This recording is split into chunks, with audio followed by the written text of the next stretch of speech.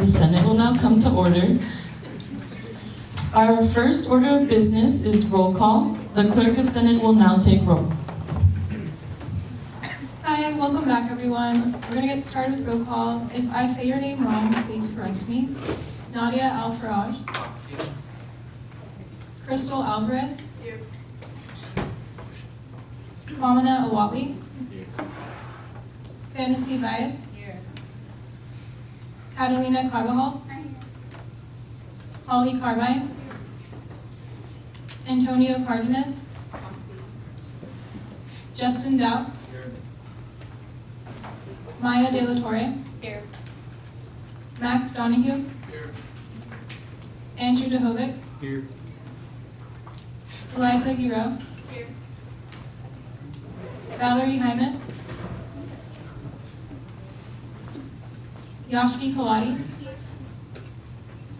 Jesse Magana. Here. Simon Mizrahi. Carolina Moreno Armenta. Here. Chidi Okaru. Here. Rhonda Papp. Here. Maya Ramirez. Here. Brianna Rivas. Here. Anieli Villegas Barrera. Here. Vida Vasugian. Here. Justice Soda. Proxy. Alana De La Torre. Here. Let the record reflect that quorum is met. Our second order of business is the approval of the agenda. Is there a motion to approve the agenda? I move to approve the agenda. Second. There's a motion on the floor having been seconded to approve the agenda. Is there any further discussion? Motion passes. The agenda is approved. The next item on the agenda is the approval of the minutes. Is there a motion to approve last week's Senate meetings? Not last week, but last Senate meeting. My apologies. Welcome back, everybody. I forget how this works. We're gonna go back to the approval of the agenda since you didn't raise your placards to vote. All in favor of approving the agenda, please raise your placards and say aye. Aye. Any opposed? And any abstentions? Motion passes. Next item on the agenda is the approval of last Senate meeting's minutes. Is there any motion regarding the minutes? Second. There's a motion on the floor having been seconded to approve last Senate's minutes. Is there any further discussion? All those in favor, please raise your placards and say aye. Any opposed? And any abstentions? Motion passes. Next item on the agenda is the addition of our new ASG members. And so, as many of you may or may not know, we added a judicial branch to our ASG team. And so that comprises of a Chief Justice, which is our ex-parliamentarian, Inaya, with 4 other Associate Justices, which one was not able to be with us today and who will also be parliamentarian, but he can be confirmed next week. Additionally, we have a new Chief of Staff, Isaiah, and so he'll get confirmed and sworn in as well today. And lastly, but not least, we have a new College of Arts and Sciences Senator, Ernesto.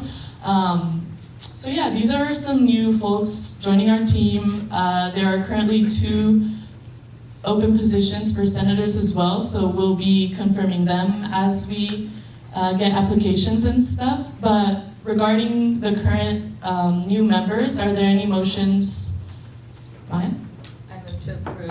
I move to approve the appointment of the Judicial Branch Chief of Staff and College of Arts and Sciences Senator. Second. All right, there's a motion on the floor having been seconded to confirm the new Judicial Branch Chief of Staff and College of Arts and Sciences Senator. Is there any further discussion? All those in favor, please raise your placards and say aye. Aye. Any opposed? And any abstentions? Motion passes.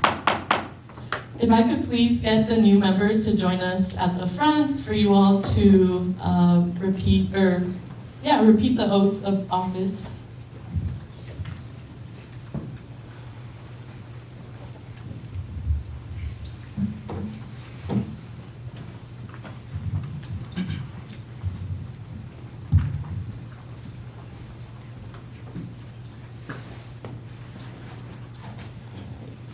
So, just gonna read this off. The members of the Associated Student Government of the University of San Diego shall adhere to the highest ethical standards. They shall exercise judgments which are fair, consistent, and equitable. They shall do everything they can to strive for excellence in their goals, adhere to the Constitution and bylaws of the Associated Student Government, and work to achieve the mission of the University of San Diego. After each of the following questions, please respond, "I will." Will you demonstrate loyalty to the mission and goals of the University of San Diego? I will. Will you act within the Associated Student Government's Constitution and bylaws? I will. Will you be fair and just in the treatment of all, addressing issues and people without prejudice, and maintaining a positive working and learning environment? I will. Will you honor agreements and preserve confidentiality? I will. Will you be honest in and accountable for your actions and statements? I will. Will you demonstrate personal and professional integrity in all matters and respect ASG leaders, administrators, faculty, staff, and students? I will. Will you provide leadership in all your assigned duties? I will. ASG leaders, please join me in saying the oath of office. So I'm just gonna make a brief statement and then you all can repeat that statement. We will be a part of a team We were part of the team. which seeks to meet student needs,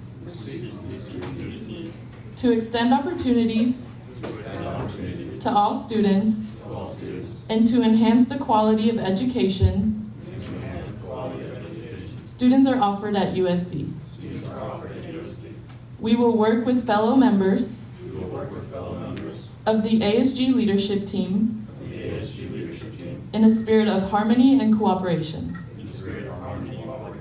To the best of our ability, we will represent and serve the ASG of the University of San Diego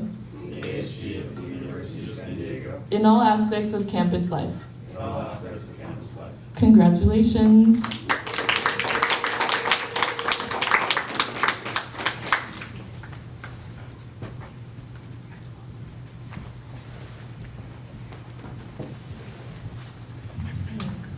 All right.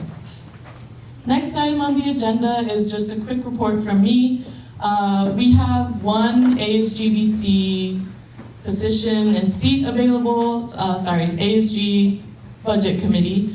I have been told that the presence of the group is very much male presenting, and so we would really like to invite the lady presenting, whatever gender you identify with, to join us at ASGBC.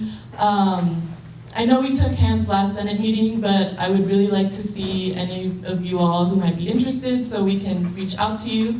Again, this is part of your responsibility as senators for one of you to sit in on this committee. So are there anyone interested? Please raise your hands. Thank you. Okay. All right. Additionally, we have two positions open in the committee leadership as the Health and Wellness Committee Chair and also the Academics Chair. Both positions are open right now. As we are in the beginning of the semester, we would like to start with that work as soon as we can. And so please reach out to me as soon as you can if you're interested so we can start interviewing for those positions. If you have any questions about those, you can also come up to me and ask about what the position entails. Also, for your office hours, I sent out the log. I really wanted us to be student central, so we are able to hear what they have to say, what they need from us. And so Before you log those in, please make sure that you are holding your office hours where your constituency is located, and if not, for whatever reason, at least make it a student hub area where there's a lot of like students presence, where you can get their opinions, get their feedback, because that is vital to your roles as senators. Additionally, I just wanted to make something clear is that we are moving on to this spring semester. I get that we had a whole semester to get comfortable with your position, but as of now, there will be no excuses as to I didn't know or I didn't feel comfortable doing this. We kind of just expect you all to be knowledgeable in your role now, and if you don't, you ask questions. Myself, your advisors, other leaders in this room are here to help you and to help support you, and so I just wanted to throw that out there. Regarding your participation in Senate, debates, and all of that, I would really not want this to be a quiet room. Again, this is a time for you all to engage in discussion and debate, and so I'm really hoping to see you all engage in that dialogue better this semester. That is it. Are there any questions about any of my reports? Cool. We'll move on. Next item on the agenda are reports from committee chairs, and we'll go ahead and start with Rhonda. Hello. Okay, cool. So my update is the ASG program that is implemented in the SLP. I don't know if you have seen it yet, but essentially we have a new sustainable program for to-go boxes, and it's a pilot program right now. So I will have an update next week on what the next steps are for this pilot program. But currently, just if you like put a $5 deposit down, you'll get an ASG box, which is basically a Tupperware box.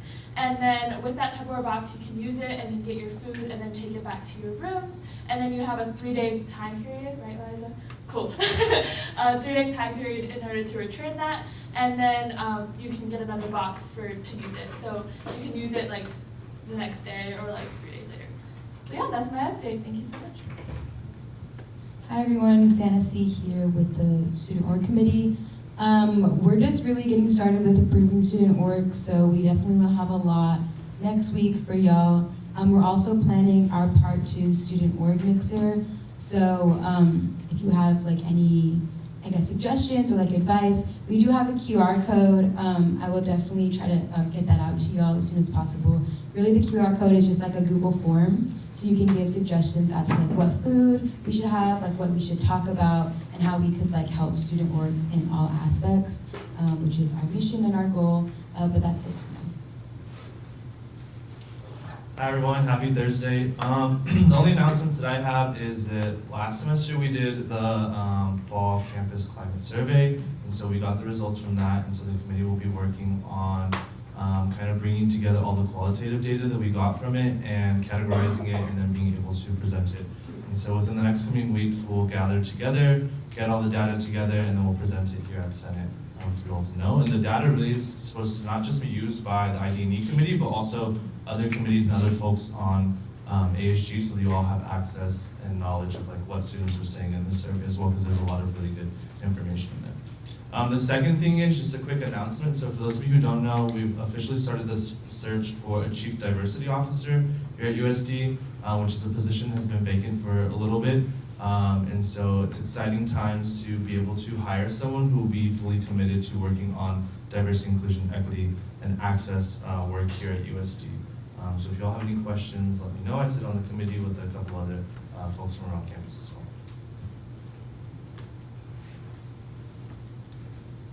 Hi y'all, it's Maya from Student Life Committee. I have a couple of updates. The first one is that the first grocery term of the semester is going to be on Sunday, February 16th, I think it is. Yeah. It's going to run from 12 to 4. Tell your friends, come along, bring the cool canvas bags that you just got.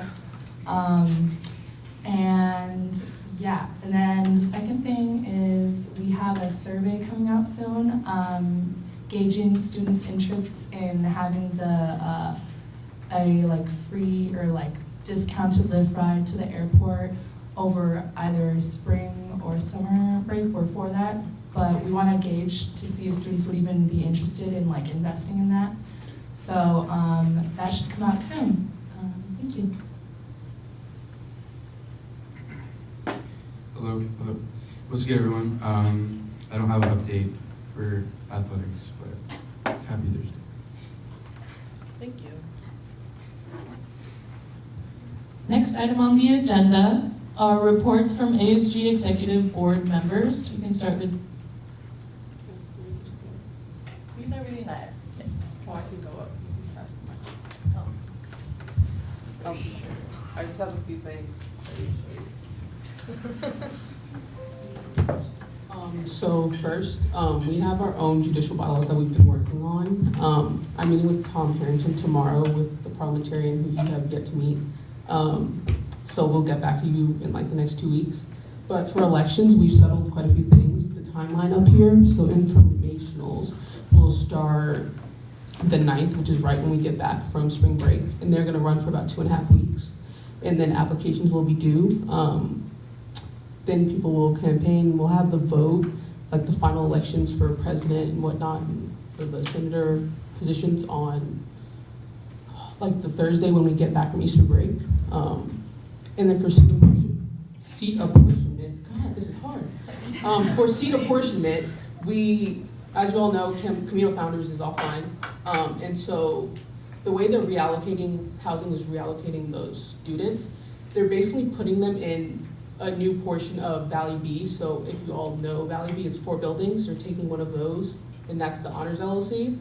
And then they're taking SAPS, and that's the regular LLC.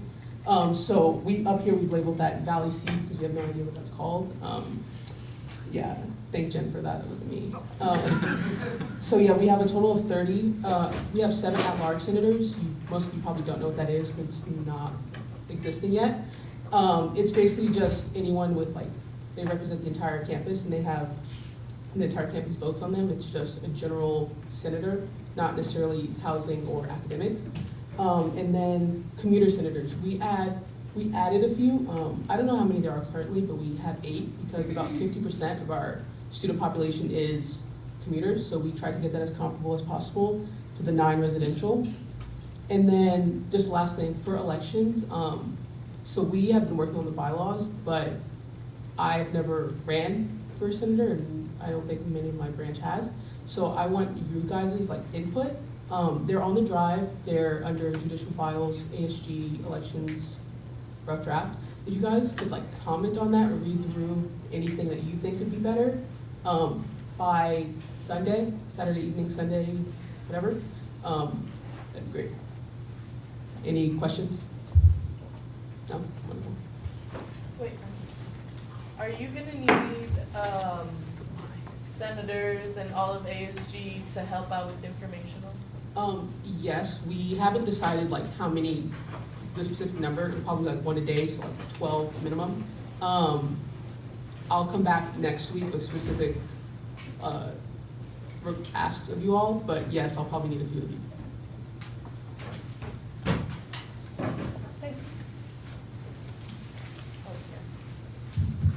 Hello everyone, I'm Danny, I'm Public Relations Chair.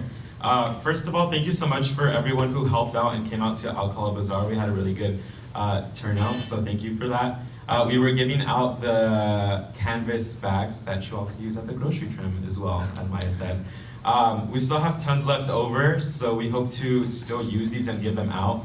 Hopefully this can become an incentive for you all to, encourage people to come either to your office hours, create initiatives. So we have giveaways, set aside that you all could use to give out. So please let me know if that's something you're interested in.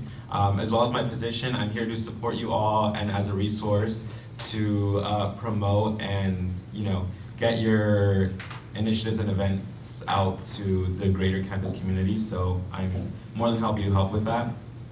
For the new senators and the new justices, I will be emailing you all. I need your polo sizes, and we need to take a picture of you all to put it up on the website, so look out for that.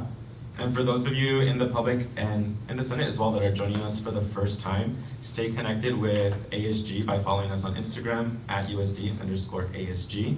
If you want to access the minutes or the agendas to the Senate meetings and recordings of the videos, you can find that online. Yeah, any questions?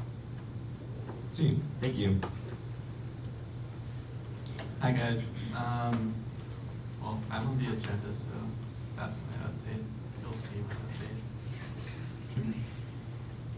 Hi everyone. My only update is that next Tuesday, February 11th, TBB is going to be collaborating with USD Votes that evening to help get people registered to vote for this upcoming primary election. So we'll have a flyer out soon, so if you see that, maybe just circulate that around. That'd be great. Thanks. Hi everybody, happy Thursday. I don't have many important updates to give, but I'm still learning the ropes around here and getting in the groove of things. I'm really excited to be a part of this and see where this goes this semester. Thank you. All right. The next item on the agenda under new business is a brief presentation / statement from Maite Perez Franco, the director of the United Front Multicultural Commons. So we will give her the floor.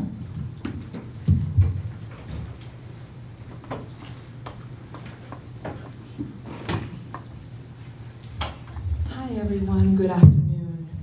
I just want to begin by thanking you all for giving me the opportunity to take a few minutes of your time. I know that your agenda is packed for today, so I am extremely appreciative of that. I actually have a statement to make sure that I'm covering all the points that I wanna cover today, and then that should only take a couple of, maybe more than 2 minutes. And then I'll have questions at the end for anyone who has those. So I know that several of you in this room know me, but for those of you who do not know me, my name is Maite Perez Franco, and I'm the director of the United Front Multicultural Commons. I also serve as the advisor for the ASG Inclusion, Diversity, and Equity Committee, and I use she, her, hers pronouns.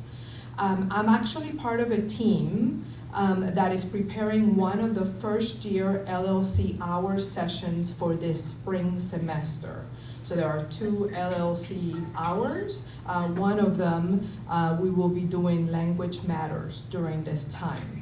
So the Language Matters program is a continued part of an effort to create a welcoming community for all students here at USD.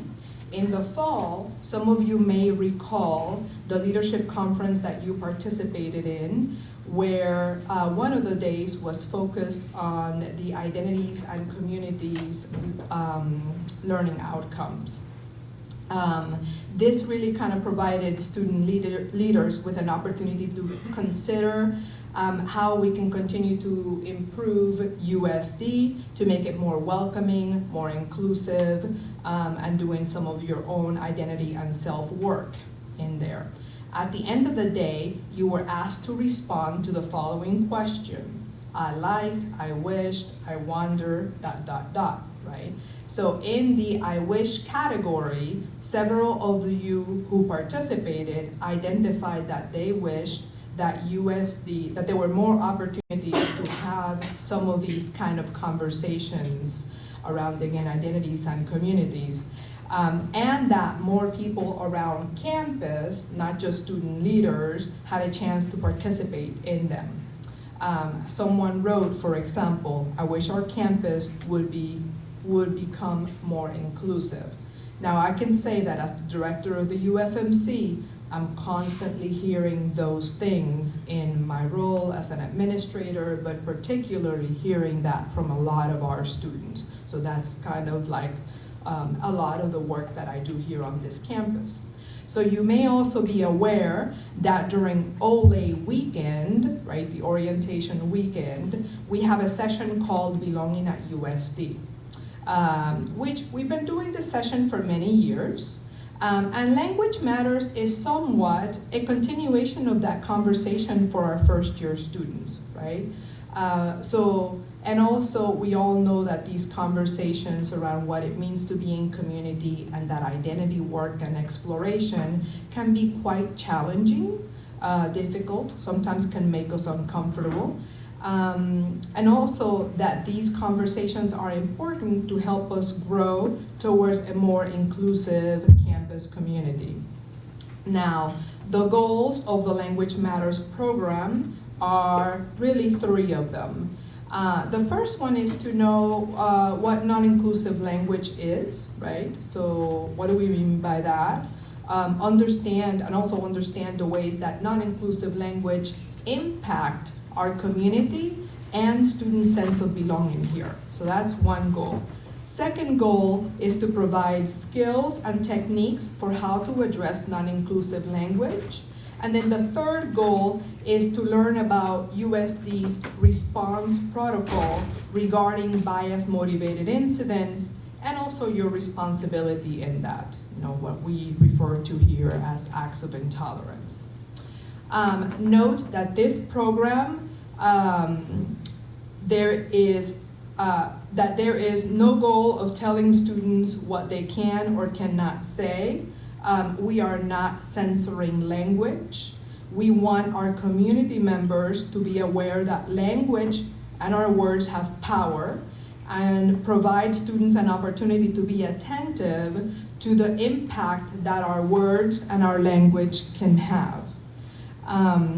We want students to consider when they speak and hear non-inclusive language, who might be impacted and what can be done to create a greater sense of inclusion and a sense of belonging for everyone on this campus.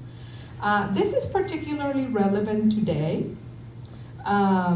because we at USD are a microcosm of what's happening in our world. In our community, and here we can be very divided sometimes. And some of that can connect to the language and the words that we choose to use, which often continue to marginalize oppressed communities and groups and identities. On this campus, as a case in point, last fall, we saw a hate crime, and this hate crime involved non-inclusive and transphobic language. So Language Matters is not a new program. I want to reiterate that to everyone. It was me who went to a conference about 8 years ago where the University of Maryland was doing an inclusive language campaign. And that's actually kind of where I got the idea to bring this to our campus. So it was 8 years ago when we first developed a workshop. At this time, the workshop was created with and for student leaders. Okay, a few years later, we decided to partner with Residential Life and provided this as the part of the first year education. Because one of the things that we were seeing, particularly in residence halls, is that there was a lot of this going on. We were hearing this from students regarding non-inclusive language. So today, initially, we did it with student leaders, and then we did it by LLC. At the time, there were 8 LLCs, so we were doing 8 sessions, and now we do 40 sessions. So it's a big task to take on. This program is today a collaboration with Residential Life, the UFMC, and the Office of Ethical and Restorative Practices. Some of you are directly connected with first-year students and constituents, and you might be hearing about this program. As a member of ASG, I ask you that you support the expectation of student attendance at the LLC hour and keep an open mind about the program. This program is about an hour in length, and it involves student voices, experiential activities, sharing student perspectives and videos. The sessions are held with 2 facilitators similar to belonging at USD, an RA and a professional facilitator combined. There are 40 sessions total, and they're actually being held at 7 o'clock at night on the week of February 24th over a 4-day period. So like I said, 40 sessions will be going on during that week. So that's a little bit about Language Matters, what our goals are, and how this program has shaped over time. I want to kind of open it up for you all as far as what questions you might have. Justin? Yes, what was the week during that the Language Matters presentation would take place? What was the... What are the dates of the week? Right, yes. So the workshops are happening Monday, February 24th at 7 o'clock through that Thursday, February 27th. They're all at 7 o'clock.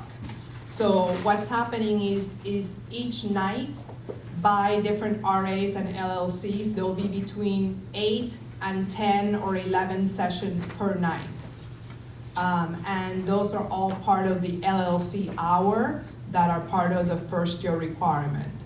I also want to note that some of you in this room may not have experienced this program, okay? Because last year we paused on this program, okay?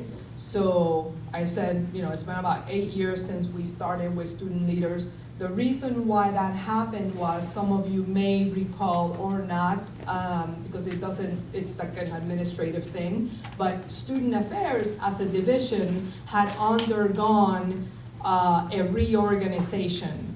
That really impacted the UFMC and the Commons up on the 4th floor. To be honest, I felt like I needed a pause to kind of reorganize how we were doing our work, because there was just a lot going on because of the reorganization. Any other questions?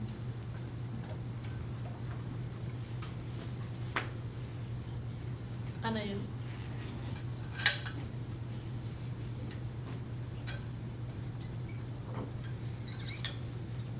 The sessions going on during that week is available only for freshmen, or can we look forward for this program to be available for other, what is it? Students. Other students, yeah. Yeah. So at this point, we are running this program for first-year students. Yes. So first-year students is the only thing that we're doing with Language Matters. I, you know, could potentially talk to some folks, like if they're, you know, interested in doing some as part of like their training and things like that. Those are things that can be worked out, but because of capacity and the number of facilitators and things like that, the idea is that this is part of a first-year program. So as first-year students are coming in, everyone would be able to get this program. Val?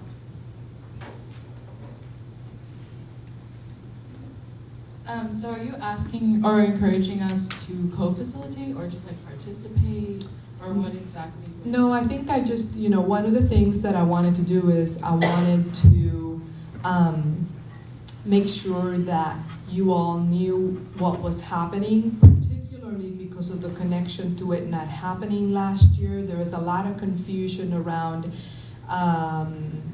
you know, where this kind of came from. So just giving you a little bit of like history. I also understand that developmentally, we're all in different places. In that, you know, as I'm kind of working with students and actually professionals and, I mean, you know, all ages really, that we're in different places about this, and I'm just asking you all to, I'm sharing more information about the program, our goals, and to keep an open mind. And as you're working with first-year students that are going to the LLC hour, that, you know, you encourage them and not be dismissive. We think this is an important conversation for folks to have, And I know for myself the amount of learning that I actually experience every time I facilitate one of those sessions is real, right? And I've been doing this work for a long time. I'm constantly, because it's a new group of folks, I'm constantly learning about the different perspectives in the room. Because what I might, as a Latina identified woman from Puerto Rico who moved here during middle school, what I might be carrying with me is going to be different than other folks in the room. And I think it's really important to listen about what are impacting other folks, and we can all learn and grow from that.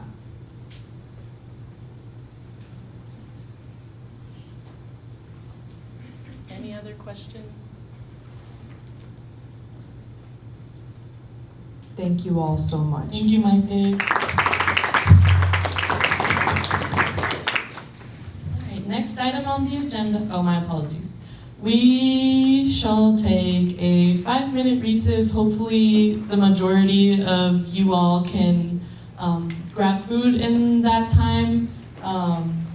If ASG members could grab the pizza so you all can get back as soon as we can, and then the public will also be able to grab it whenever you want it. Is there a motion for a recess? I move to take a 5-minute recess. Second. There's a motion on the floor having been seconded to take a 5-minute recess. Is there any further discussion? All those in favor, please raise your placards and say aye. Aye. Any opposed? And any abstentions? Motion passes. We'll be back at 1:03. There's gluten-free and veggie pizza at the end of there, and then there's 2 different stations. Dad.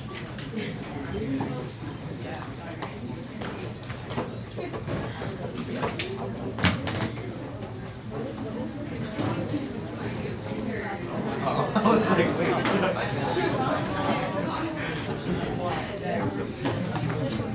Oh yeah.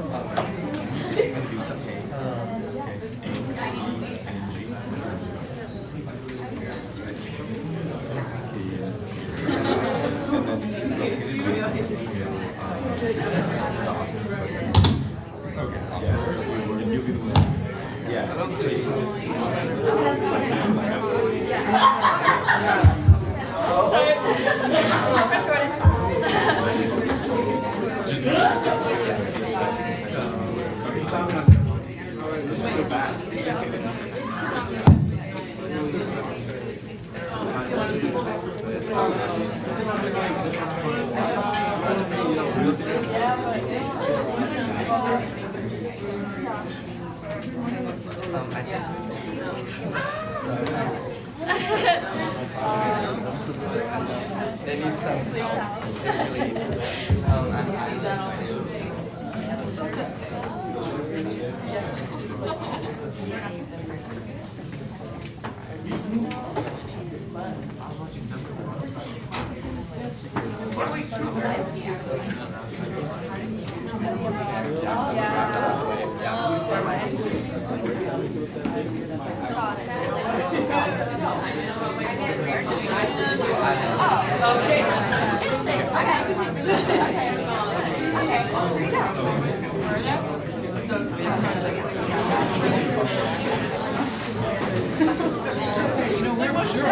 We were all off. Honestly, I didn't even pick it up.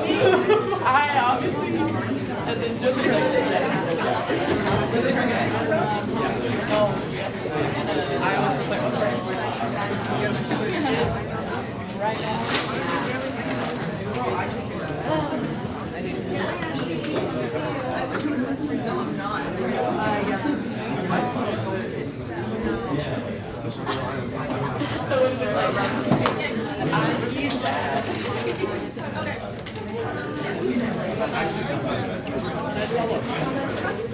Damn, is she really not eating?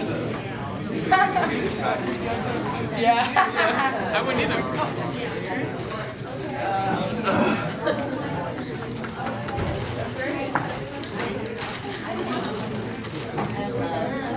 getting another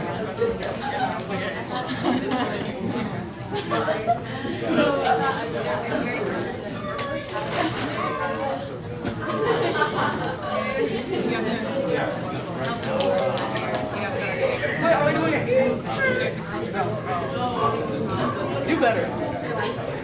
I'll start after.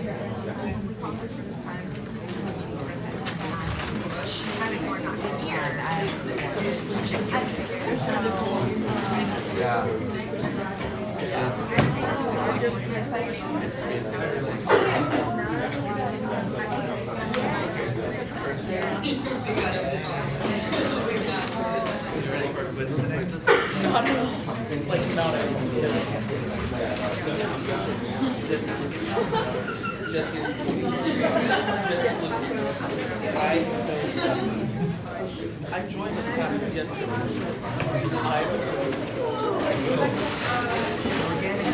I'm actually terrible shit. I'm going to fill this place out.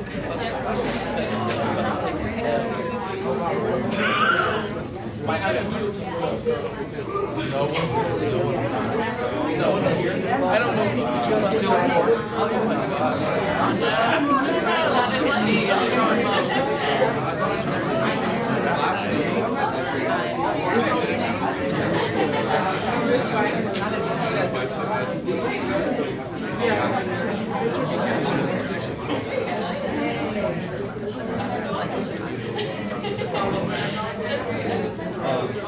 I just slept all day. Not from.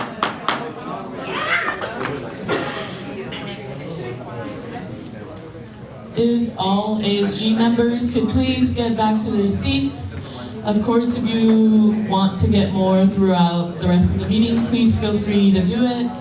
Public, also, you're obviously welcome to the food at any time.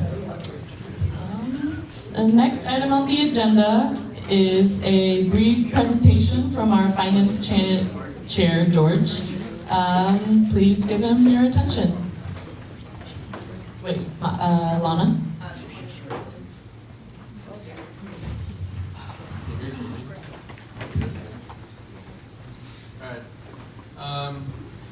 So last semester we decided to make our budget public, and this is really just what we're thinking about making public.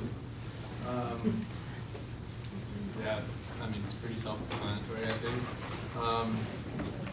We have tabs for like all of these people, so there's like an exec tab with everything they were approved and allocated. George, can you put the mic a little closer?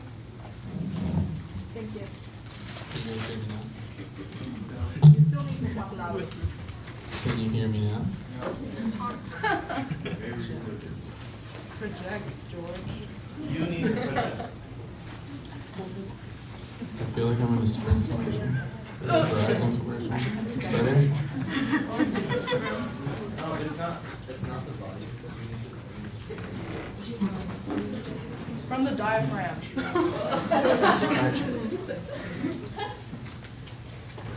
Okay. This is what the budget that we're gonna publicize looks like.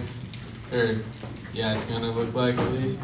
There's tabs for everybody, so like exec has theirs with all they were allocated for everything that was approved.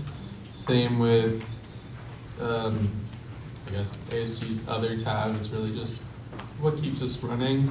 TPB and the centers, if you notice, don't have any amounts there because they're allocated a lump sum that they can use for all of that. And then we have like this breakdown. It's kind of small up here, but for those of you that have your computer, it was shared with you. It's just like a percentage breakdown of like representation of who gets what, how much of the total budget, of the semesterly budget. And then we have these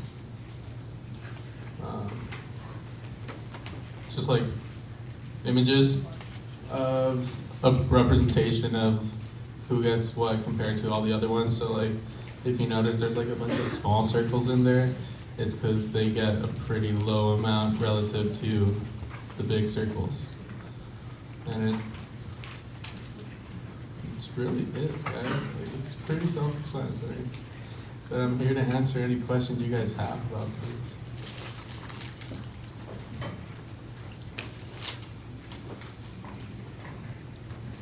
No questions? Judy? For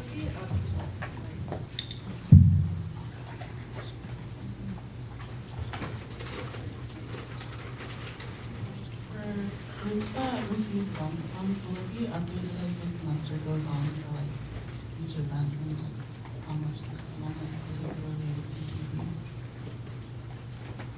particularly? We're not gonna give details on like how much was spent for each event per se. So like the centers, if they're allocated X dollars, we're just gonna say that they spent X dollars as well. We're not gonna go into a line item thing for them, and we're also not gonna do that for any of the other members.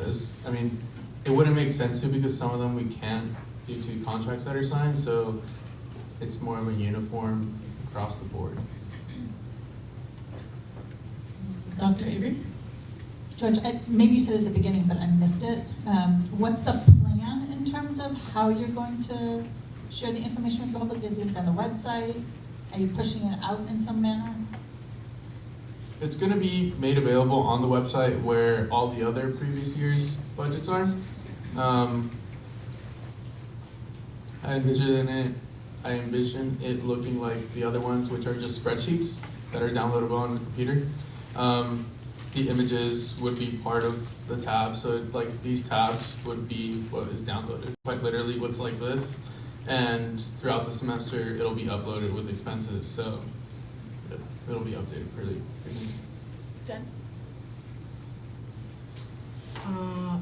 I just want to go back to Chidi's question as well as Dr. Avery's question. If I may, if you have questions about people's budgets, I think that if you feel like it's not publicized enough or it's not clear, you are welcome to connect with those people and ask them about it.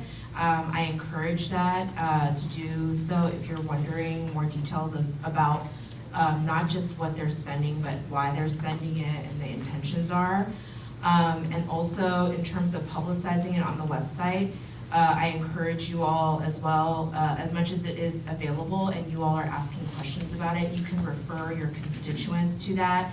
You can pay attention and know what the information is, and I encourage you all to do, share that out to the people that you represent. So if you have ideas of other ways to promote it or present it, I would welcome you to let George know, and I'm confident that he would follow up with you all on that.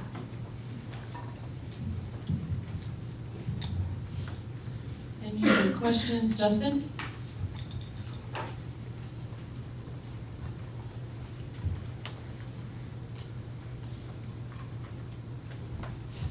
Approximately when would the public see access for this on the website? I mean, this is like pretty ready to go, so it's really just going through the process of it getting approved to be uploaded. Other than that, that's really it.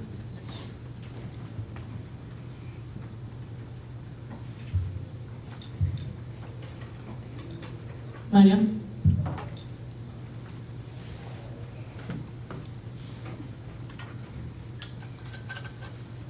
So once this is officially uploaded, what I can do to let all of you and also the greater student body public know is I can send out an email to the student body with the link letting them know where it is, so that way you all know when it's public.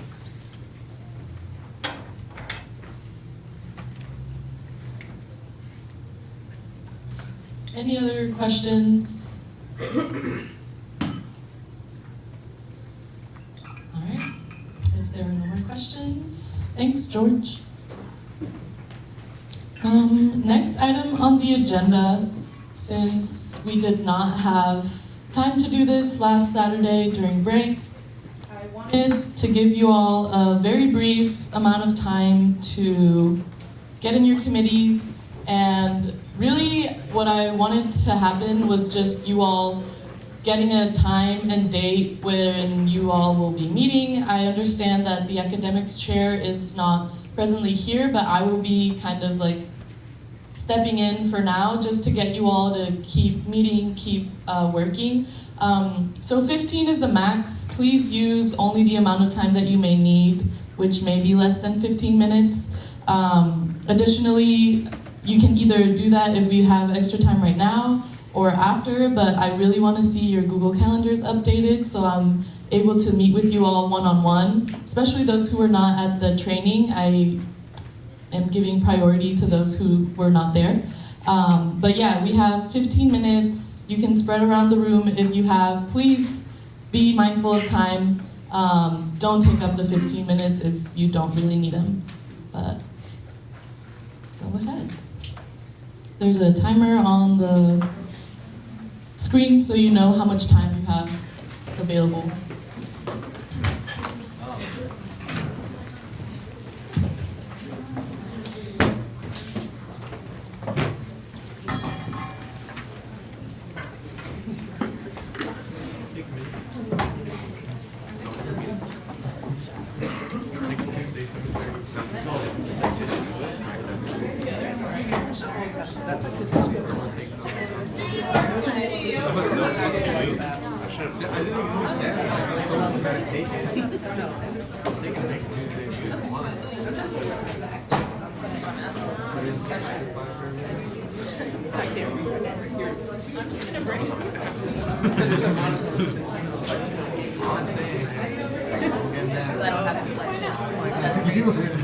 I won't be mad.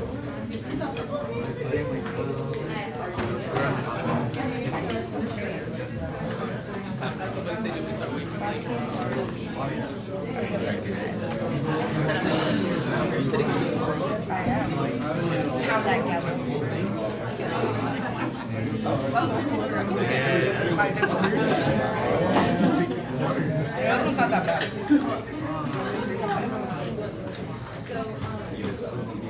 I don't like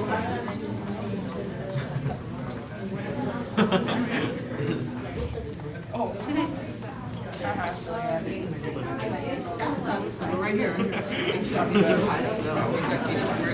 Sorry, I was trying to help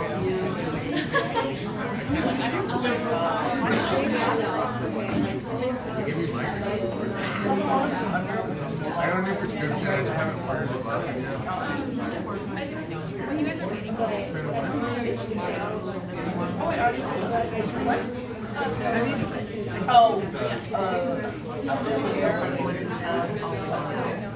yeah, and not right now. All right.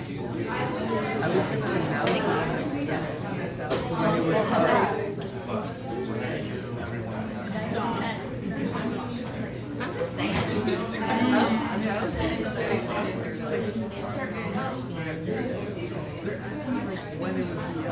And like, it's ready, like, the pieces are all like turned out. Actually, I'll turn it in tomorrow morning.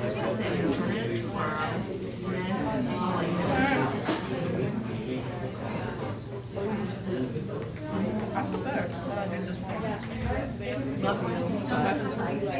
That's what I was trying to take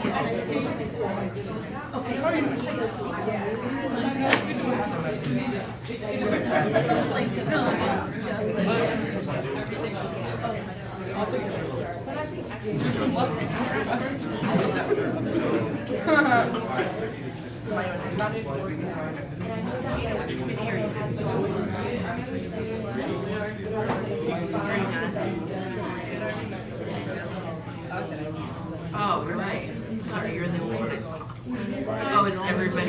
Yeah, we already met. I was like, game. all right, I hope so.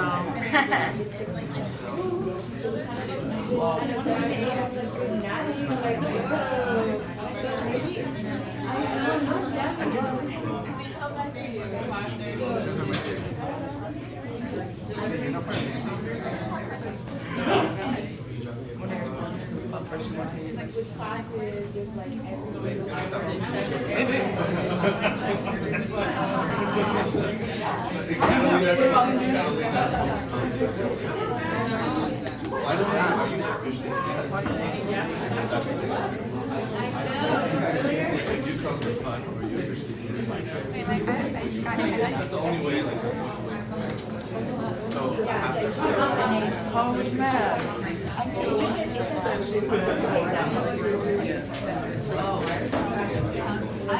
That's what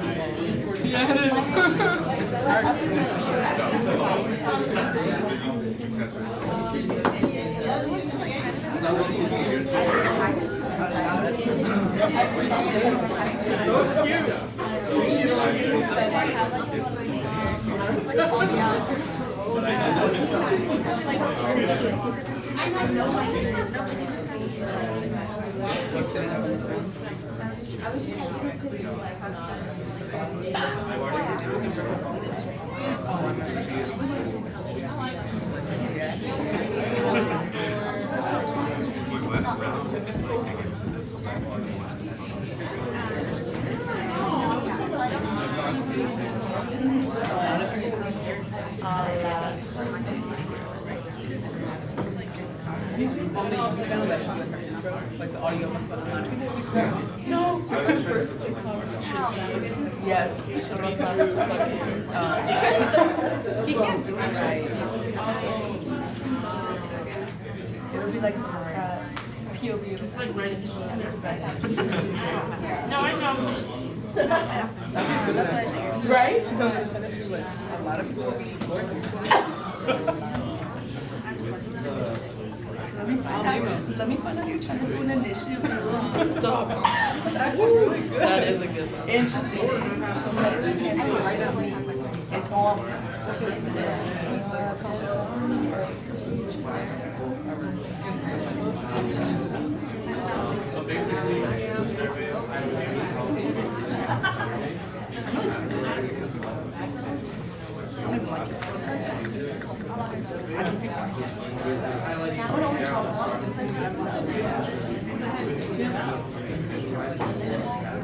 You know do that. I believe. Oh, I used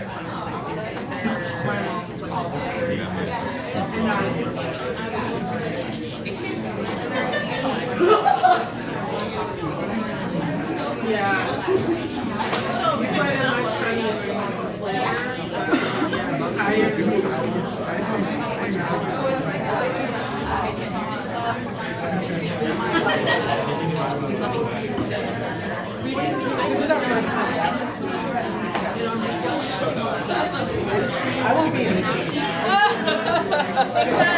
No, you're gonna be sitting over there too. And then it's her fault. You're good at having like that. I know. Like with no, you know, like it's hard to read until you're talking to Andrea. This is your job. Precisely job. Well, if you, I didn't know Miguel was here. You go sort of like that. You can do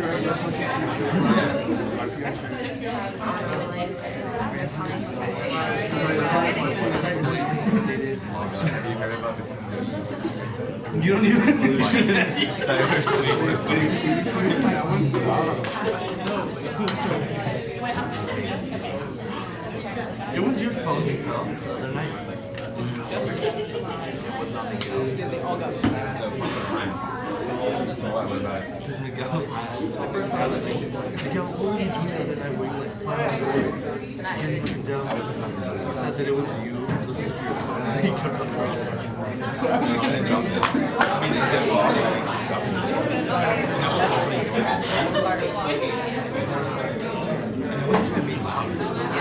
Wait, are we gonna self-time this? What's your 10 seconds? 10 seconds. Okay. Great. Yeah, you're great.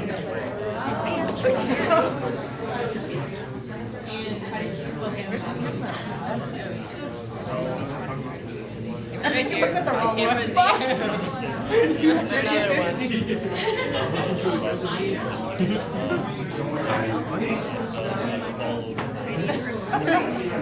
I was gonna go around here.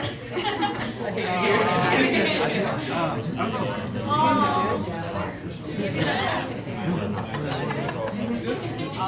See what you got. You got to put it over your Snapchat. You mean like how we actually take the photo?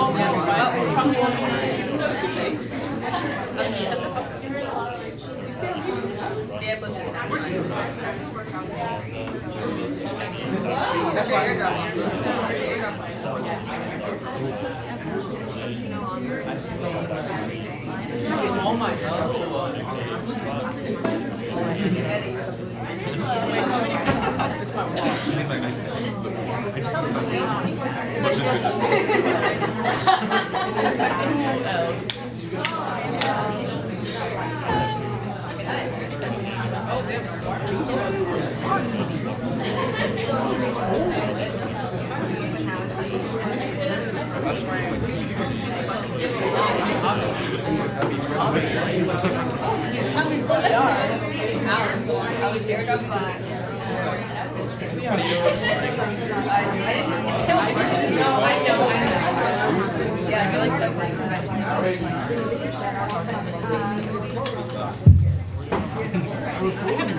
Is everyone more or less finished? Yeah, you all are coming back to your seats.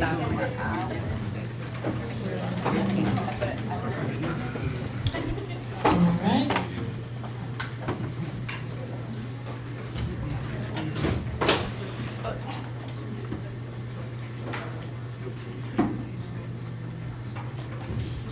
We'll go ahead and wait a minute for some members to come back. If you need to leave the room, please just let me know.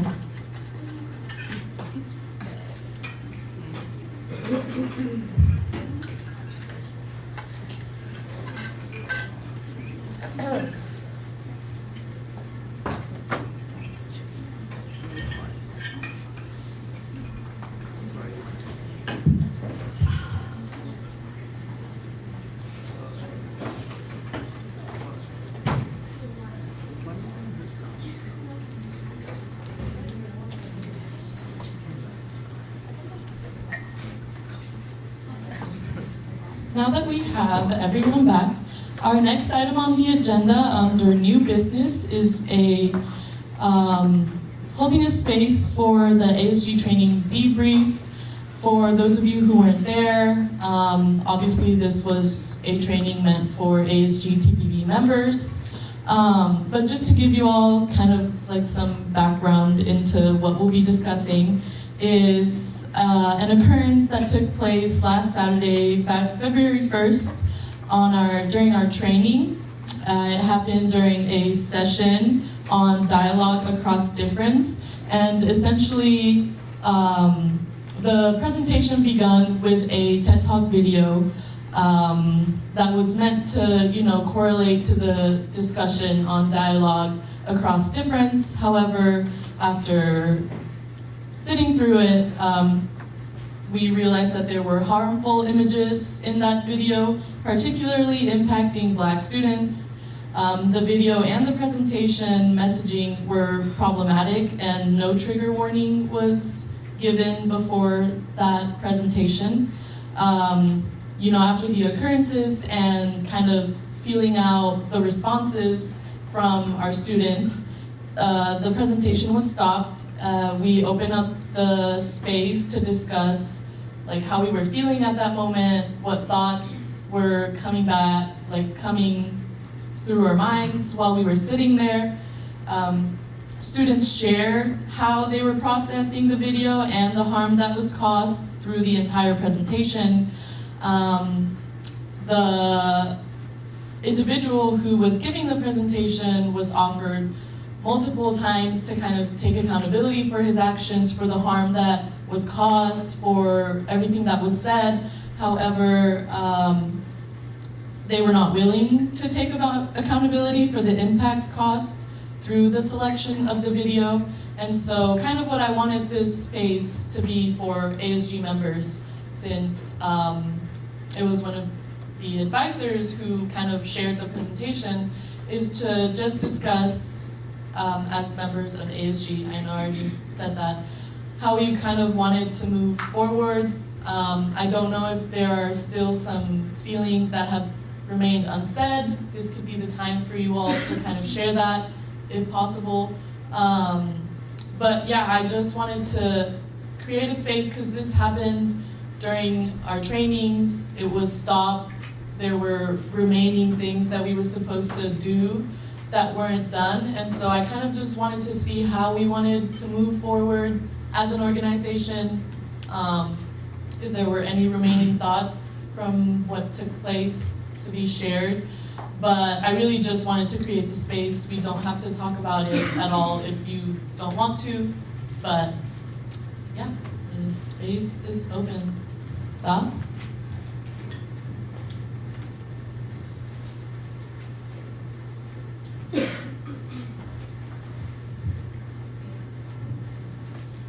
I'm interested to know more about the process that's happening right now in order to make sure that he's being held accountable. Yeah, Jen.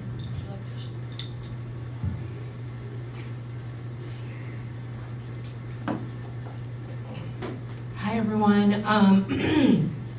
Sorry, I apologize for clearing my throat in the mic.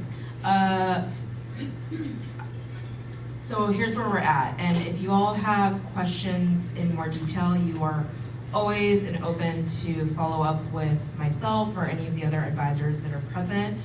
Right at this point, myself and Emily have met with him on Monday immediately. We discussed at this point that he would pause in his responsibilities and his work in the space so that we could assess what's happening, to check in with you all, to check in with how things are going. And we wanted to make sure to honor that you all felt comfortable in the space on the third floor. So as of right now, currently he is not present working, and we're trying to get as much feedback and check in and support and find the best solution to move forward in this journey and to how to best make those decisions alongside where you all are at. Justin?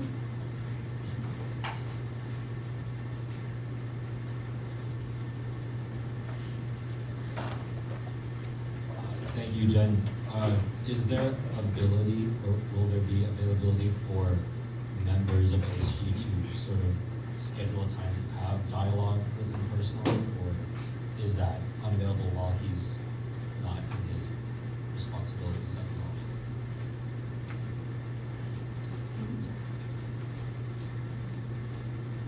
Maybe I'll hold the mic, Amber, and then I'll move around.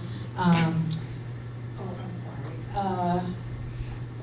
I welcome you to let me know if you're interested, and I'm happy to find ways to make that happen if also, if he's willing to do so. I'm not sure, I have not brought that up, but if that is something that you all are wanting, if some, few, all, I'm happy to offer that up and set it up. But I would say that right now, since he is not currently working, that if you would like to send that to me, and I will help you all facilitate that and keep you on the loop. Shitty? I just have like a short statement prepared if I could go to the front. Please. I have a short statement, I'm sorry. I had a short statement prepared if I could go up to the front.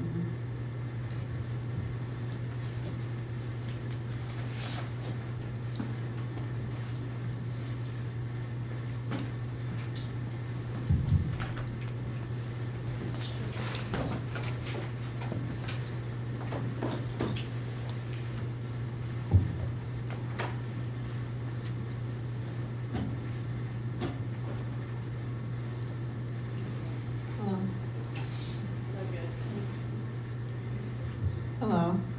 That's better.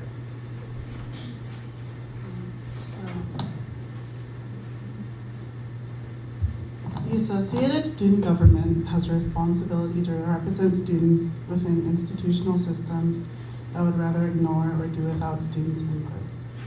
This responsibility must be especially extended to students of color, particularly Black students and student leaders who are held up and paraded as figureheads and in many ways are proof of this university's severe lack of diversity. At the same time, we are silenced and alienated in spaces where our unique experiences should be valued. But instead, we are expected to be silent, civil, and even cordial at the face of our exploitation and dehumanization. It's not only ASG's responsibility, but the university administration's to stand against hate, whether it's the vandalization of buildings on this campus by white supremacist stickers, by three currently unnamed male individuals, or the act of forcing racist and disrespectful ideology upon students under the guise of training and active listening. These are acts of violence and intentional ignorance by those who fear the changes that we can bring to this school. The only lessons we can take from acts of hatred is to stand in the power, presence, and words we have and push forward in the changes we intend to make. These spaces that we're leaders in are not created with us in mind. They're uncomfortable because they're not intended for us. And as leaders, we bear the burden and great responsibility of paving an easier and brighter path for those who follow us. With this responsibility, it means we must be vocal in the face of hate. So I'd like to thank many of my fellow student leaders and senators who were vocal on Saturday's training. And with this message, this past Saturday. With this message, I'd like to urge Turo Program Board to take a closer look at their lack of clear and significant diversity in their leadership and general membership and its effect on the quality, cultural relevance, and impact of its programs. I'd like to urge public safety to seriously pursue and provide frequent updates on the most recent act of intolerance and commit to protecting safety and well-being of students of color, especially Black students, with the same rigor those who commit these hateful acts are protected. And to my community, I apologize as I've been far too complacent in allowing our voices not to be considered as a priority, especially in regards to the appropriative steps show discussed last semester. As the university often tokenizes us, we must also understand that it's not our obligation to educate those in positions of power, but when we do choose to do so, I ask you all to practice empathy and be appreciative of the effort and energy that it takes. And to those who might find themselves in my position years from now, please strengthen the discomfort of being one of the only Black bodies in the room. Never forget the people and the communities that support you and center you in your cause, regardless of if you are present in the conversation. And never hesitate or fear speaking up for what is right, as I will continue to challenge myself to do the same. Thank you.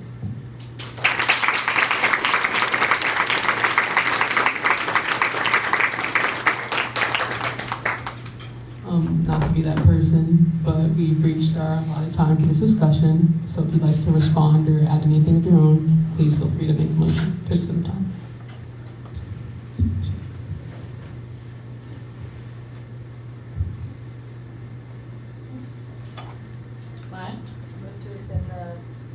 I move to extend the time 5 minutes.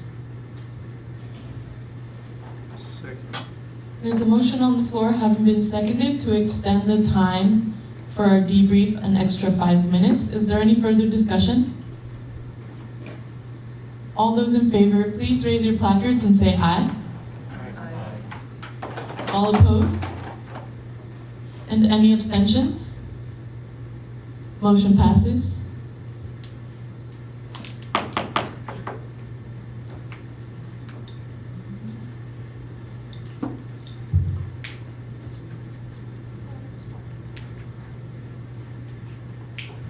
Elise?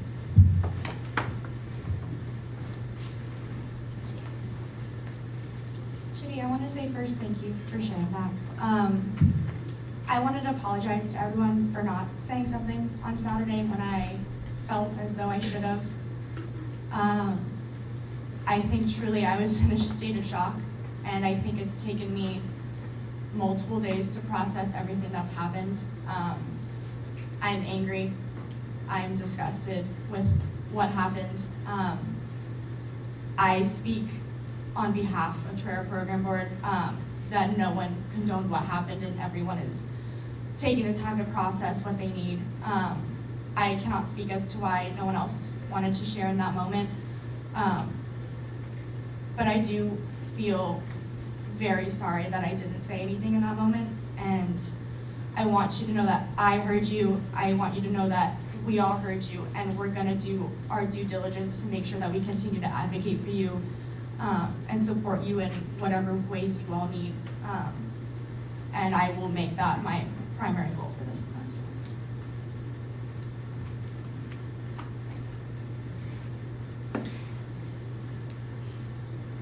Anyone else?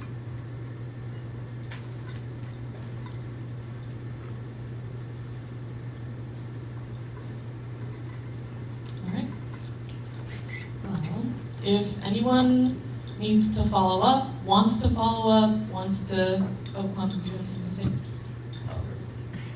Oh, gotcha. We'll take it. Maya?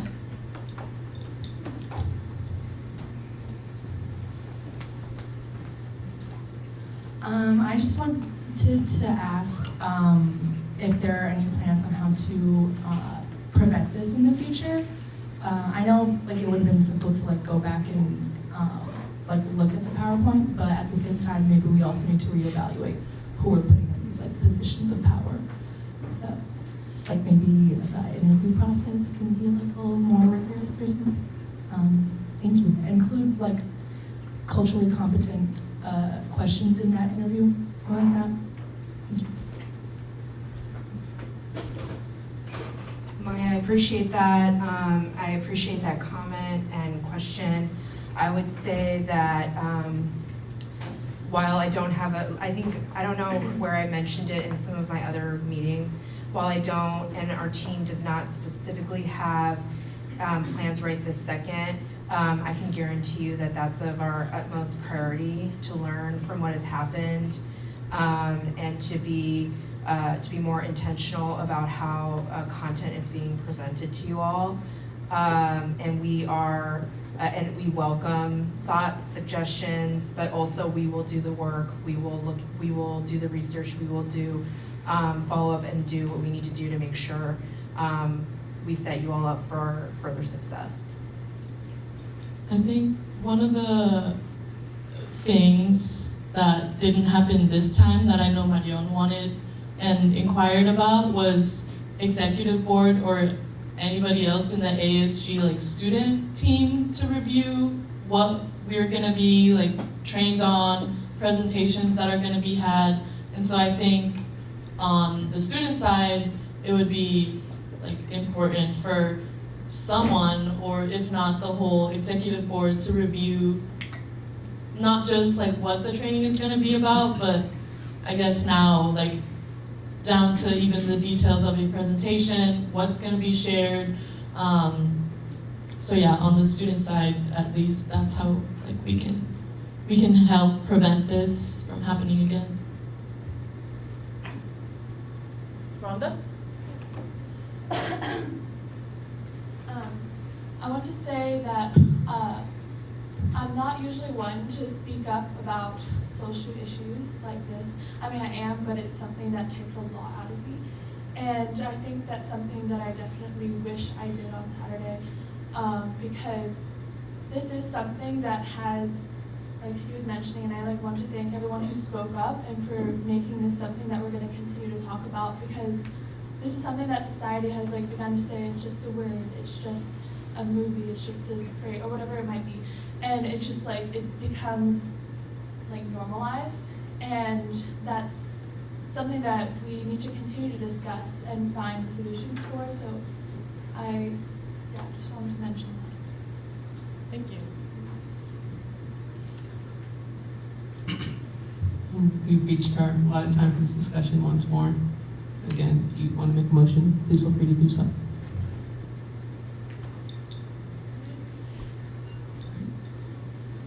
If no one else has anything else to add on this specific line item, we shall move on. Again, if anyone wants to follow up on the situation, follow up on the occurrences, or anything regarding that, please feel free to reach out to myself, anybody on executive team, the advisors.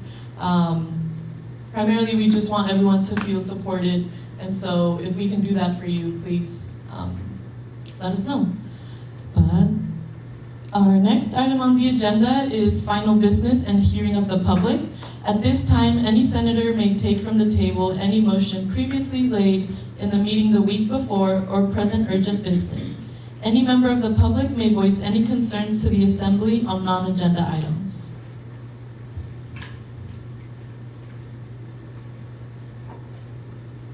Emily? Thanks. I'm just gonna touch base on what we were just talking about. So I haven't gotten to meet all of the senators, so I'm acknowledging that right now. My name's Emily, and I'm the assistant director in the office on the team of advisors that primarily is responsible for advising the Charter Program Board. So I hope to get to know you all each more as individuals, and I want you to know that we are continuing to have the discussion around how exactly, as Chidi was saying, how to be more cultural competent, how to be more intentional with our programs, how to be more intentional with the leadership in the recruitment process. And so I just wanted to share that this is my role on this team, and I look forward to getting to know you all better, continuing to do the work, and being able to make a change moving forward. Isaiah?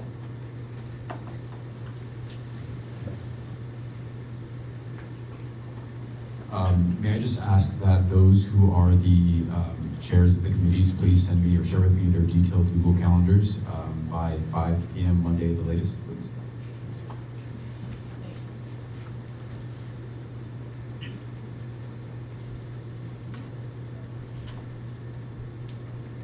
Jen? So I appreciate what you all have shared, what you all have shared in the training session, and I just want to reiterate to you all that the emotions that we're going through in terms of how to help support you more and how to learn from this, and I can guarantee you that that is something that we, like many have said, we will commit to. If you all, like I said earlier, but I'm going to say this again, if you all have any further questions, other things you'd like to know about, we are welcome, we are available to meet. I'm happy to do that with any of you all. Or if you have any other questions here at Final Business, I'm happy to communicate that to you all. Again, I know I said this on Saturday, I say it again, my sincerest apologies for what has occurred. Io?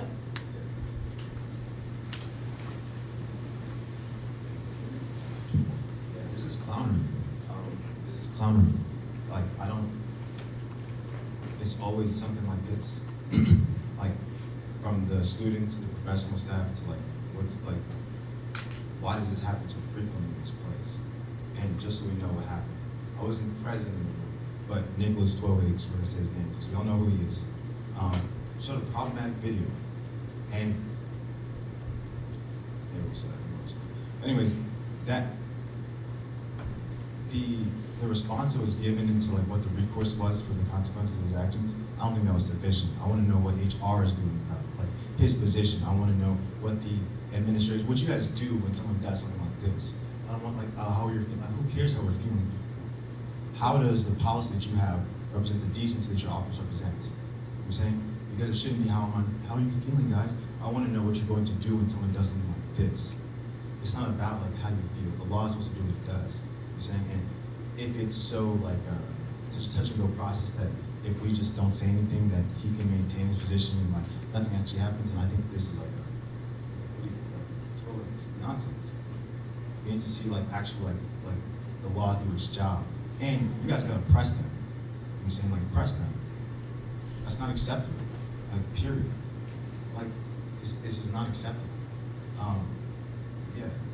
And from last semester's business, we talked about the budgets and the college leadership program, all that kind of stuff. And I asked that we talk about how we're going to get the school to pay for more of its responsibilities. So maintaining all the things that we love and enjoy here isn't our responsibility solely, and that can be like outbounded to the actual university. So that you guys have more money in programming with your own funds. And I would advise again, not to wait until you're hungry and need the money to start talking about that. Just saying, it's the first step. Get started. Thank you, Io. Alana?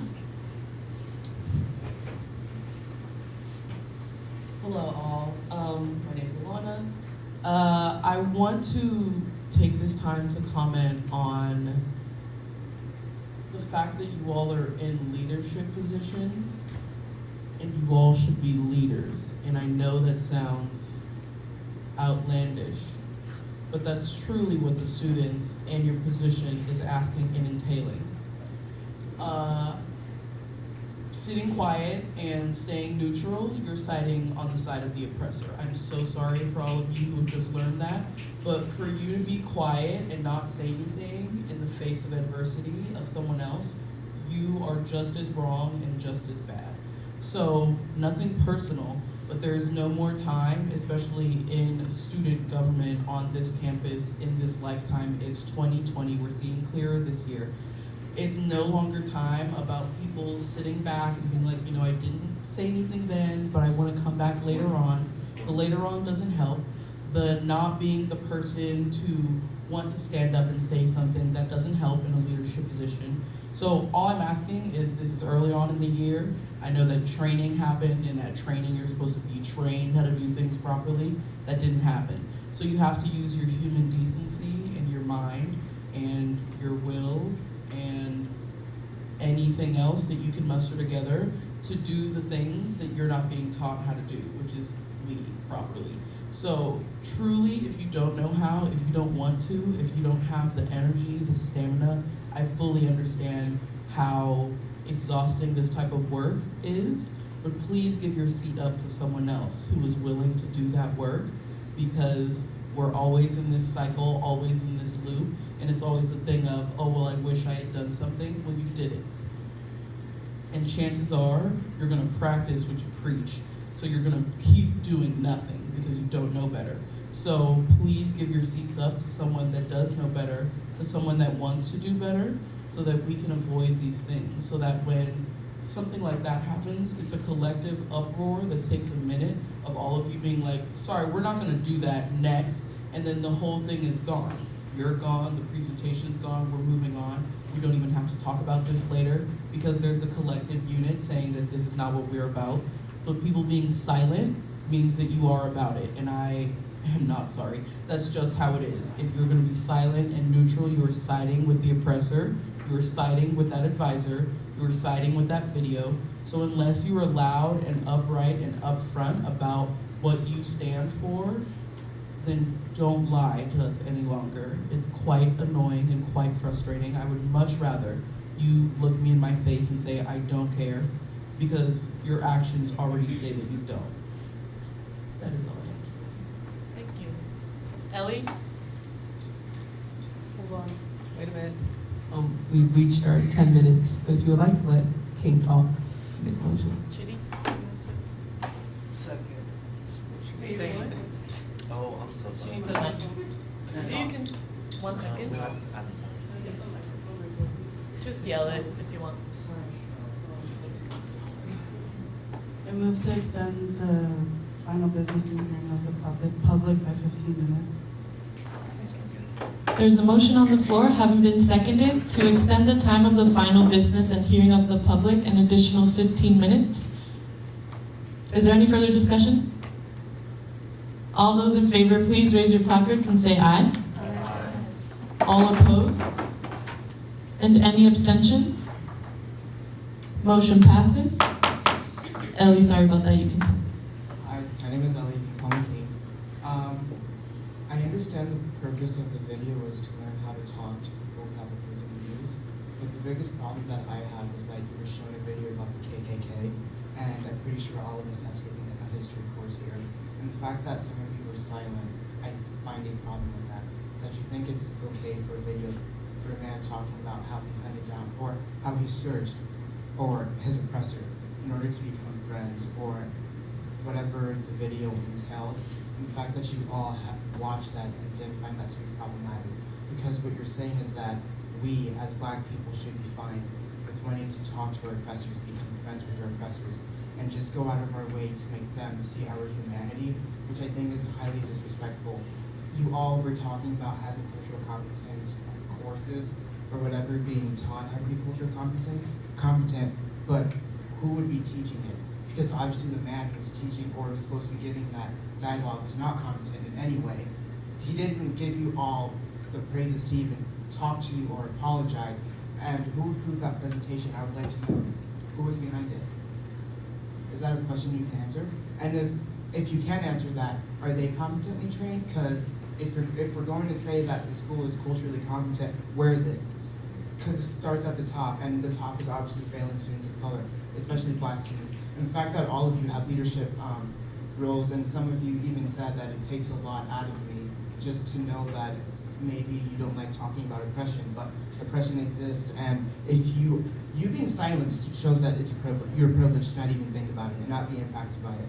And I see a lot of white faces here who's supposed to serve the whole student body, including students of color and Black students, yet you're failing us.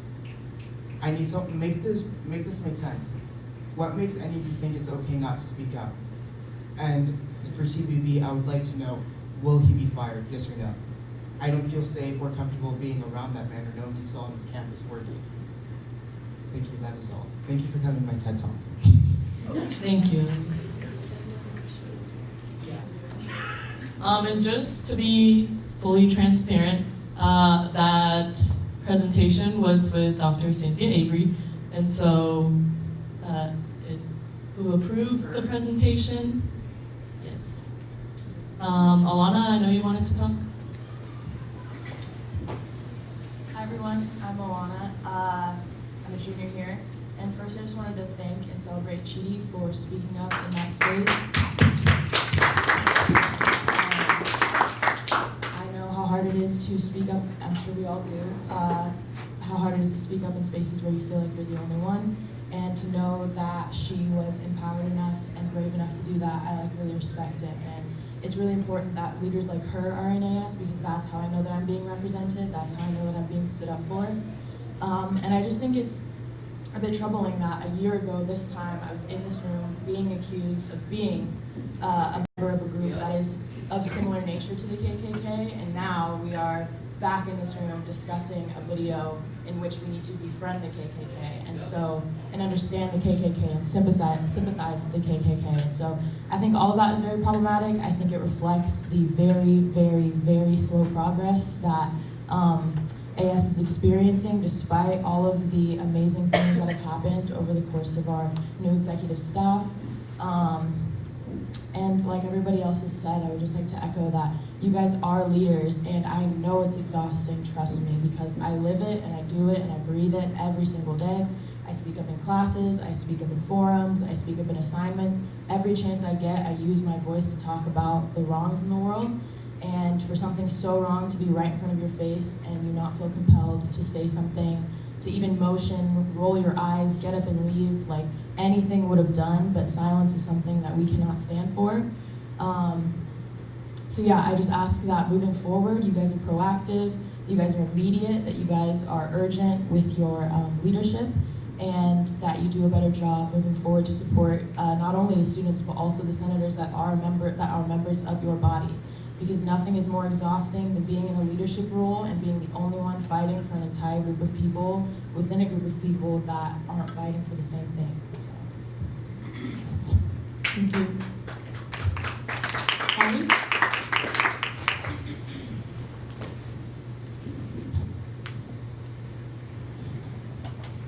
I just wanted to know if Dr. Avery's position is also under review, or is it just the other person? That I know of, I don't think so. I don't know if any of the advisors know anything about that. I don't think she is.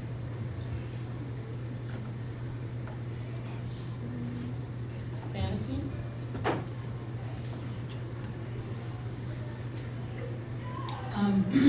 I want to say that I hate to do this to Jen or like staff or anyone who can answer this question, but I definitely think that the public deserves to know and King deserves to be answered if Nicholas is going to be fired or not, because that was a question posed.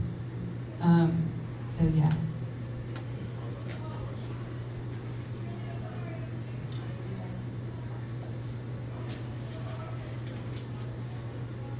We will be connecting with him again this week to discuss his future in this role. Jessica?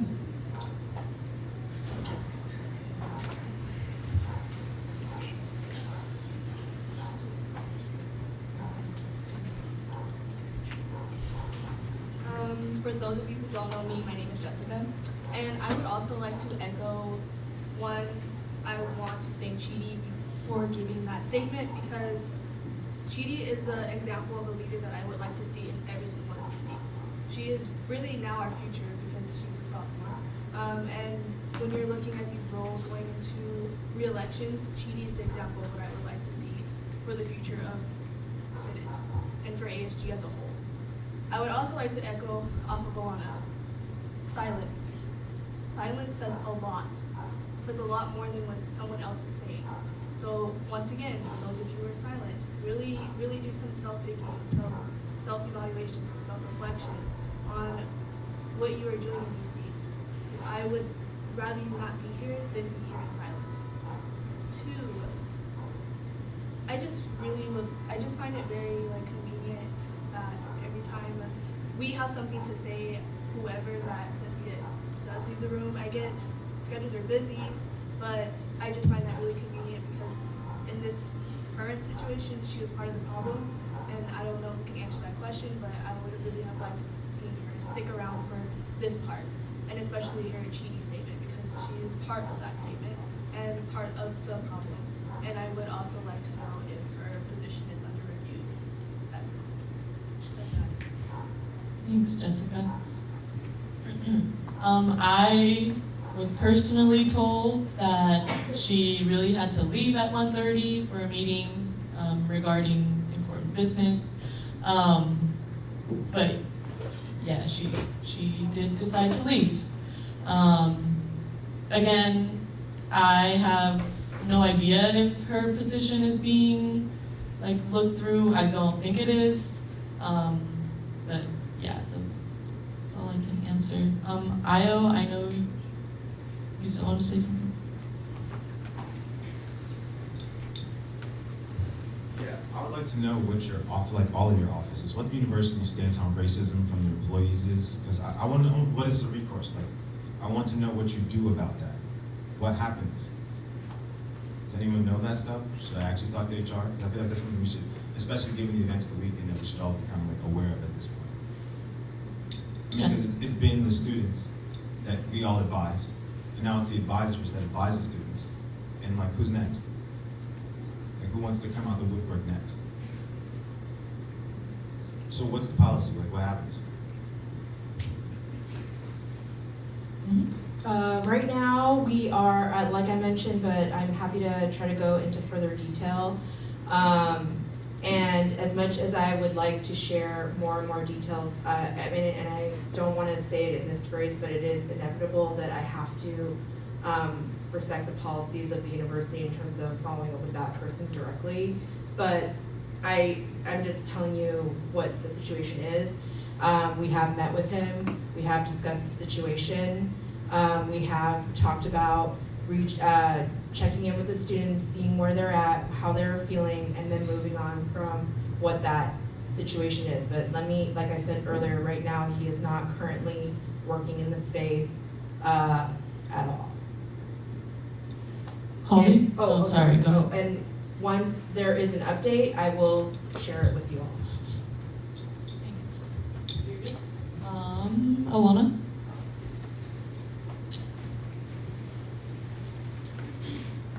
I have a question. I'm wondering about the possibilities of, especially when we have advisors in the room, when we have Cynthia Avery, when we have this and the other people, or higher ups as we like to call them, if there's any possibility of changing final business public hearing of the public to the beginning of the meeting, especially with this particular meeting. We all knew with all of these people in the public were about to come and talk about for the most part.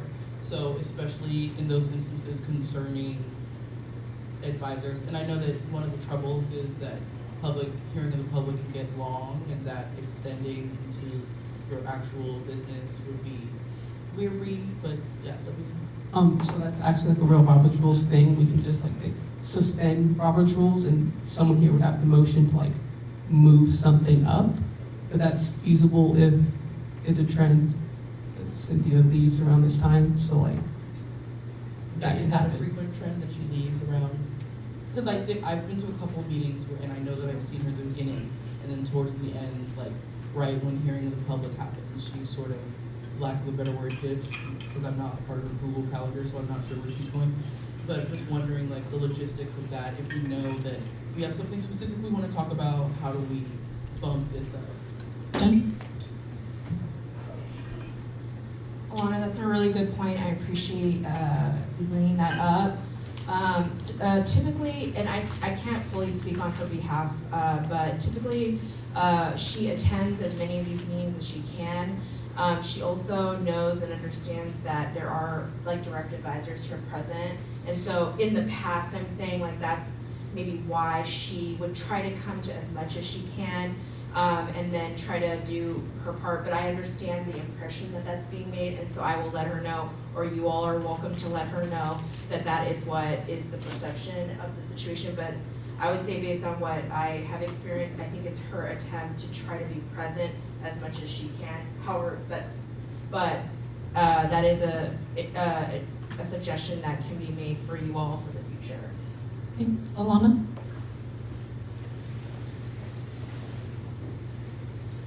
Hi, this is a sidebar from Cynthia Avery discussion, but I just would like to mention that she was there during the events of last year this time, and she was also silent. We also had issues with her being like here and there and not participating.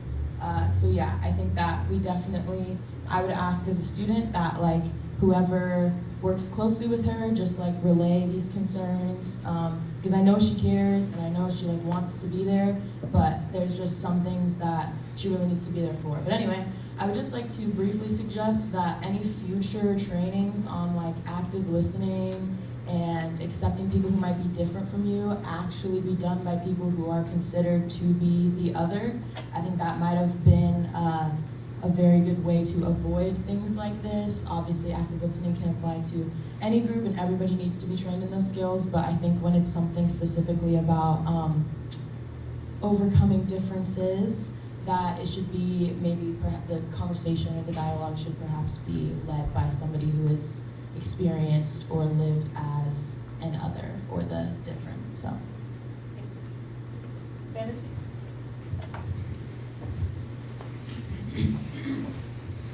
As a senator, as a leader, as someone who should do something, this is not like the most I can do, but I'm going to email Dr. Avery and tell her that things are happening, emotions are happening, and actions need to happen next. And I think, and I'm going to tell her and ask her, and I don't know if demand is the best word, but I will try to demand for her to speak at next week's meeting and actually have like full time in the agenda to either say her piece or have her get questioned. And I will give her like the topics we're talking about so she can come with answers, because I'm scared that there would be like, well, I'll follow up on that.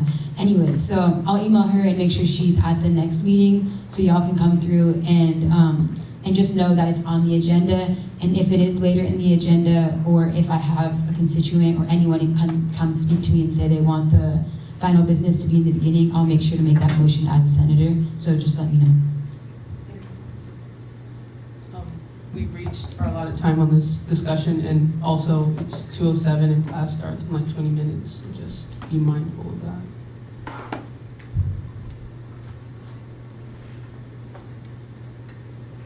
Jesse? I move to add 5 more minutes. There's a motion on the floor, having been seconded, to add an additional 5 minutes to this discussion. Is there any further discussion? All those in favor, please raise your placards and say aye. Aye. All opposed? And any abstentions? Motion passes. Okay, you can do that. This is a question for Jen. You mentioned that part of the discussion with Nick is going to be about the feelings that people are having, that we're gonna see like where people's feelings are at, you know? So I was just wondering how to make students' feelings more apparent in that conversation, because I feel like it is pretty, we all feel the same way, at least I hope we do. So is there something that we can do or I can do as a senator to have those feelings have more of like an impact in that conversation, like a petition or anything?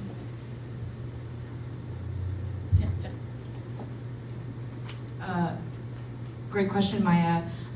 You all are welcome to move forward how you would like to in this scenario.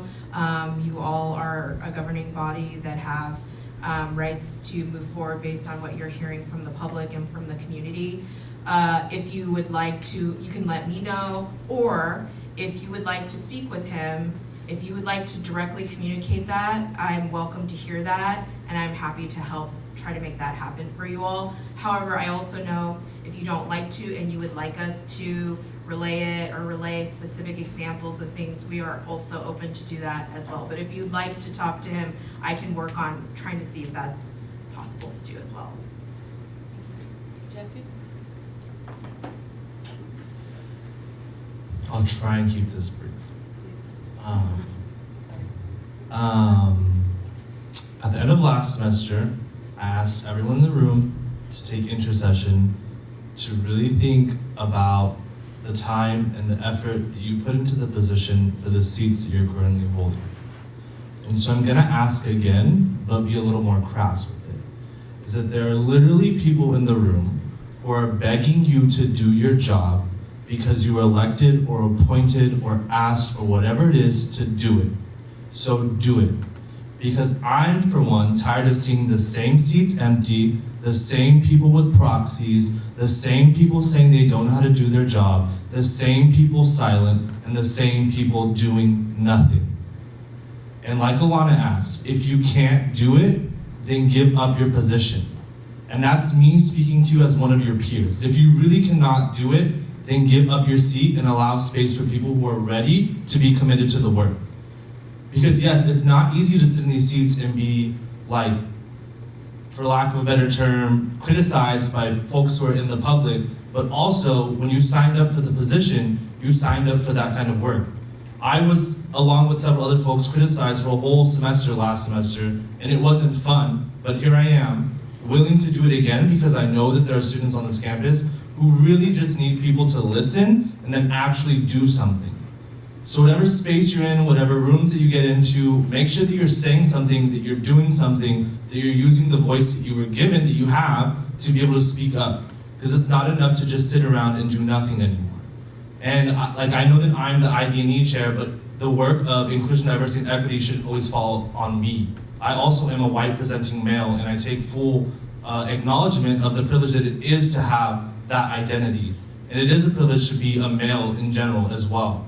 And so I'm mindful of all those things. And I also can't myself speak up for communities that aren't mine. I can make sure that my committee is committed to bringing programs and doing work that are active around those identities. But like, I can't speak for, like I said, communities and things that aren't mine.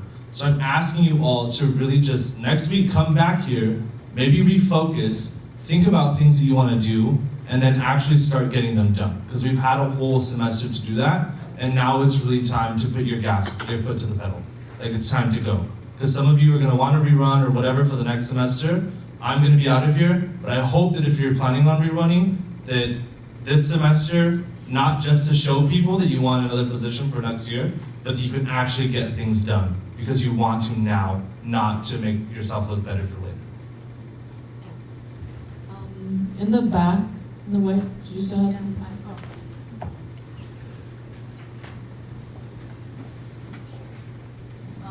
Also, hi, I'm Reem. I don't really come into these very often, but I'm also part of TPB. And I was there on Saturday. And I want to acknowledge my role in my silence, that I didn't speak up. I would like to think that I'm a person who stands up for others, but I really didn't on Saturday. I want to apologize to everyone in the room for that. Being on TPB, I do not condone the actions of the male who did present the video at all, and I just want to say that personally and apologize especially to you, Chidi. I could see the hurt on your face when you were talking about it, and I hate that I wasn't an ally for you that day. And I know that's not saying much now, honestly, but I really hope I can, sorry, I'm very much introverted, I hope I can be an ally for you in the future, everyone, and be a leader. Sorry, I want to acknowledge that. Thank you.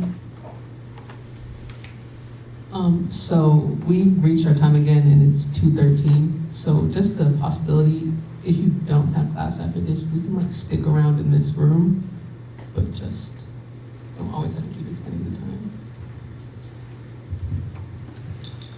If there are no more motions to extend the time, are there any motions to adjourn this meeting? To adjourn. There's a motion on the floor having been seconded to adjourn the meeting. Is there any further discussion? All those in favor, please raise your placards and say aye. All opposed? And any abstentions? Motion passes. This meeting is adjourned. Thank you everyone who came. Is there leftover pizza? Oh, sorry. No, no leftover pizza.